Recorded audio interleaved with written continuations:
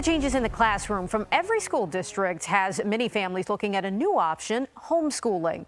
10 News anchor Jenna Zibton is working for you to explain the process of homeschooling and how to choose the best curriculum for your family as part of our continued in-depth look at reopening schools.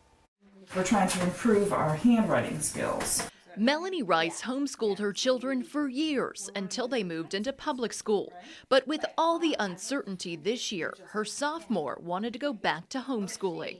He wasn't really pleased with the online portion last year.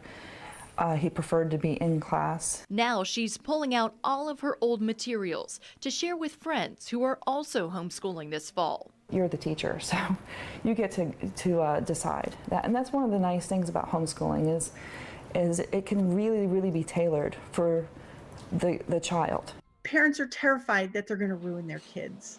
And I mean, I had those terrors myself. How can I do this? So that is one of the biggest fears, that you'll ruin your kids and that they won't get a good education and they'll get left behind. Ann Miller is the Home Educators Association of Virginia executive director and says they've been busy since COVID started, with parents asking questions.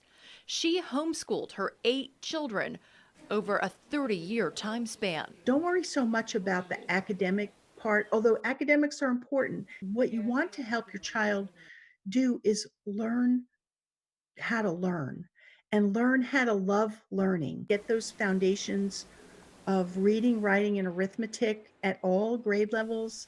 If you can get a solid foundation in those areas, they can learn anything. Miller says picking a curriculum is one of the hardest parts because there are so many to choose from. Studies based on the Bible, on classical conversations where you get Latin and a heavy emphasis in English and grammar, or a self-guided homeschool method.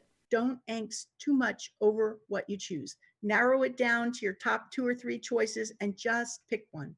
Because I guarantee that when you start, you're going to find out what works and what doesn't work. And the beauty of homeschooling is if it's not working, there's something else. For families like the Rices, the decision made life easier. It's like a weight off your shoulders. It really is. You would think it would be the opposite, that it would be all this pressure, but really it's like the pressure melts. There are support groups across Virginia and co-op groups so you can work with other homeschooling families. You can find that information on WSLS.com, along with a link to the important Notice of Intent to Homeschool form.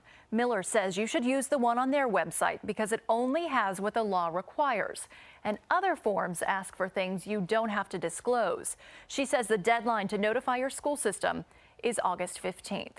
Now, a really important note, homeschooling is not the same thing as all virtual learning from your school system. Jenna Zibton, 10 News, working for you.